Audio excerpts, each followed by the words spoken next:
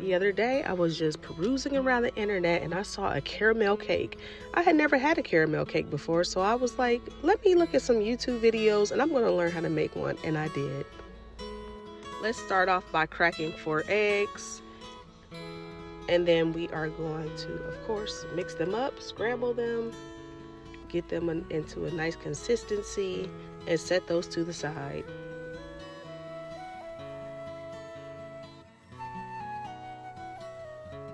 Then we're going to open up Duncan Hines classic, perfectly moist yellow cake. Dump all of that into there.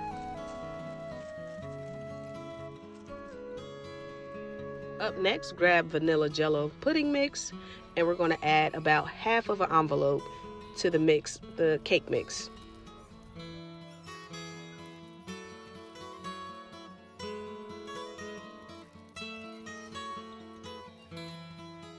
Once you've added that, go ahead and add your eggs into the mix. Half a cup of vegetable oil, a full cup of water, some squirts of vanilla extract or a pour, and we are going to mix it all in. Now, if you're wondering why I added vanilla pudding mix to this, it's because that's my secret weapon that I use to make my cakes extra tasty and extra moist. It's just something about the pudding that just I don't know, it just adds to it, and it just brings out the moisture, and it never fails. So we are going to mix. What you see me doing is kind of checking the bottom of the bowl to make sure there is no spots that got missed. And I'm just taking the spatula and I'm doing the same thing, kind of like flipping it over and just checking to make sure I got all of the mix in there. But somehow, some way, there's always still a couple little pieces that got missed. So now I'm just spraying down my 9-inch round pans with baking spray, and I'm going to pour the mix in there into 2 different pans because we are making a layered cake.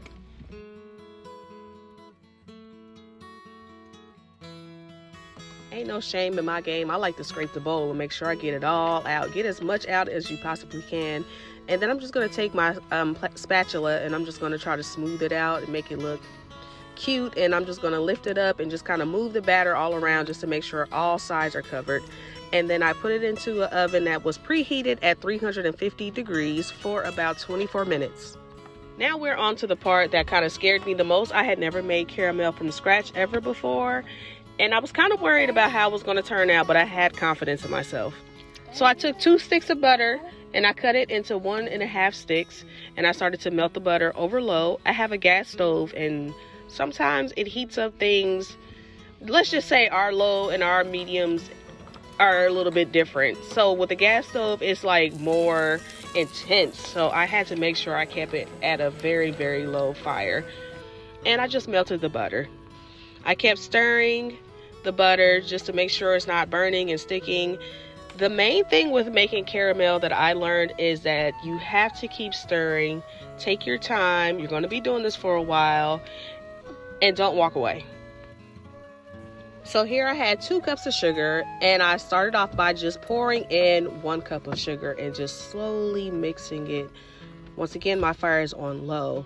You just want to keep mixing it and mixing it. I sped it up a little, but here soon I'm going to show how I got into real time. So I was feeling a little confident, so I went on ahead and just turned my fire up just a notch, and I put in a little bit more sugar, and I just kept mixing it. I added in the last of my white sugar, and I just kept mixing it, and this is what it starts to look like.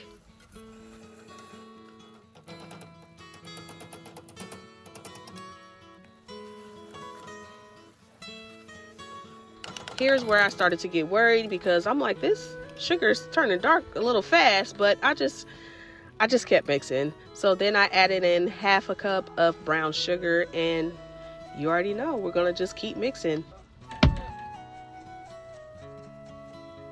Everything you see me do from this point while making this caramel is in real time. This is not sped up. This is the pace that I went, and this is how everything went for me.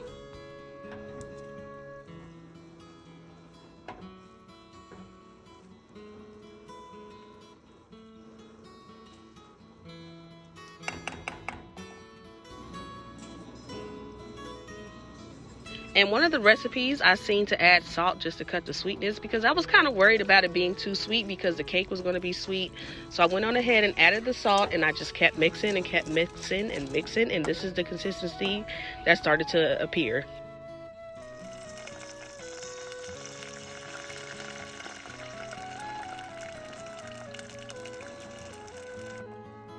I was so worried when I put that evaporated milk in. I was like, oh my goodness, is this supposed to sizzle and sound like this? Oh my God, am I doing something wrong?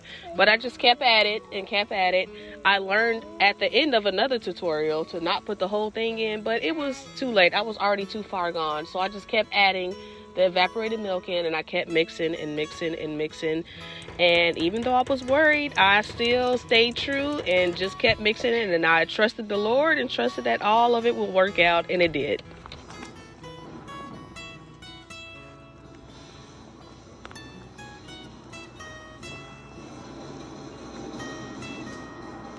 I think I should note here that I did turn my fire down a smidget after I poured the evaporated milk in because I was super worried. But once again, I just kept mixing and kept mixing. I mixed for approximately probably about 15 to 20 minutes. I just took my time and let it develop how it was going to develop. However much time I needed to get the consistency that I trusted, I just took that time, and I never walked away. I stayed there the entire time to make sure nothing stuck and nothing burnt. I kept scraping the sides of the pot to make sure that it wasn't sticking and that nothing was burning on the bottom. So that's what you see me doing a lot in these clips. After my timer was off, I went and collected my cakes, and they were looking mighty delicious and smelling so good. Oh my goodness, they smell so good. Then I went back to my caramel. I just had the brilliant idea to put this vanilla bean paste in there. I seen someone do it on maybe like TikTok or something, and I couldn't find the video again, so I just kind of winged it, and then I put some vanilla extract in there and went on ahead and just continued to mix again. This is still during my 20 minute mixing session. I did not stop and add this later and then turn the fire back on. This is just all happening at the same time.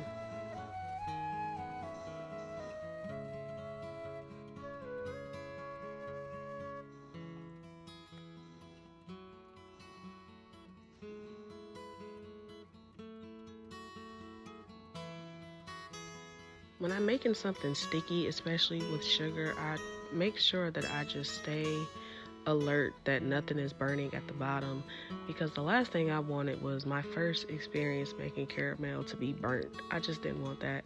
So I went ahead and turned the fire down even more and just kind of let it cook while it was bubbling like this and just continue to mix.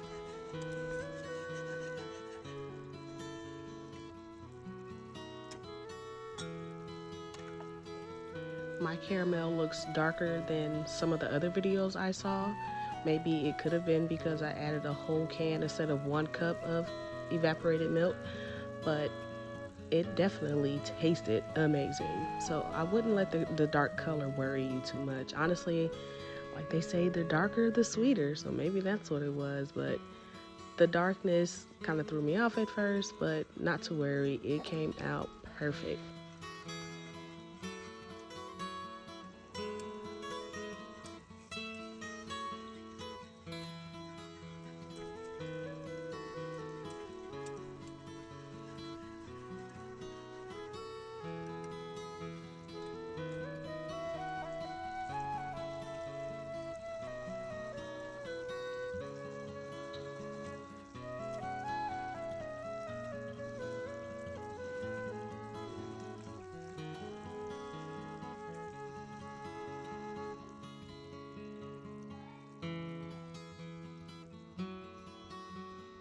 The last 3 minutes or so, I turned the setting to as low as it could go, and I just cooked and stirred and did what I've been doing this whole time.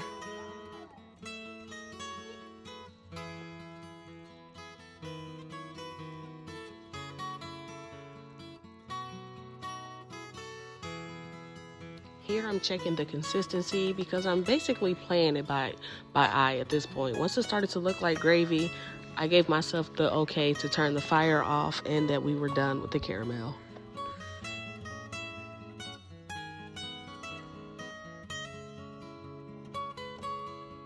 Fun fact, this is only my second time making a layered cake. So I pulled out my parchment paper and I flipped my cakes out upside down out of the pan, and then I decided to cut only one in half because the other one was a little smaller than this one, so I was kind of scared to cut it. But I didn't, and I kind of regretted it after I dressed the cake. I'm like, I could have cut that into two and had a 4-layer cake, but I didn't. This is a very moist and delicate cake, so I was kind of pouring out the caramel, and kind of using my rubber spatula to like spread it around. But I had to do it very gently because you gotta take your time with this one. This is a very gentle, delicate, delicious cake.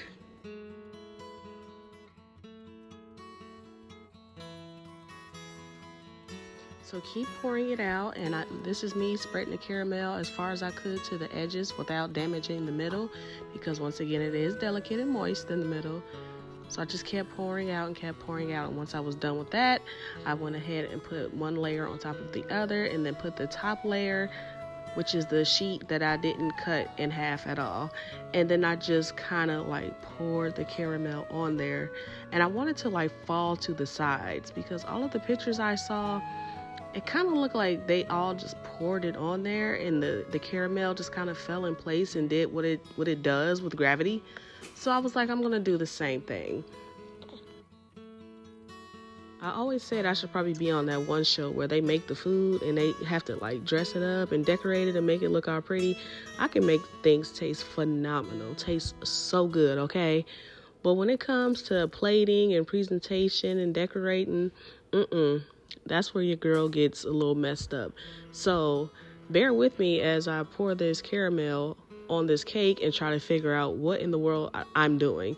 I just start bringing it around the sides and just everything else. It looks very messy, and there was a part of me that started to worry, like, you made it this far and you're gonna blow it. But you have to trust the process. I didn't blow it. Just listen to my kids, listen to them.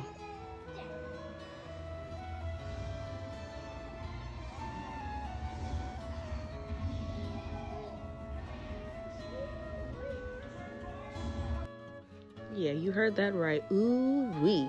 And it was delicious. Okay? Look at that. I did that. I made that. You can make one too. If I can do it, I can guarantee you that you can do it. You can do it. I put it on the plate because I said I'm about to take some pictures. I'm about to show this thing off. You can hear my 2-year-old son, who barely talks at all unless he's really excited about something. He is so excited about this cake. They all were. I went ahead and added some whipped cream and some fresh vanilla ice cream, and I enjoyed the rest of my evening. Please let me know if you make this cake and what you think about it. And please subscribe, because every Monday I'm hitting you with more videos, girl. See you later.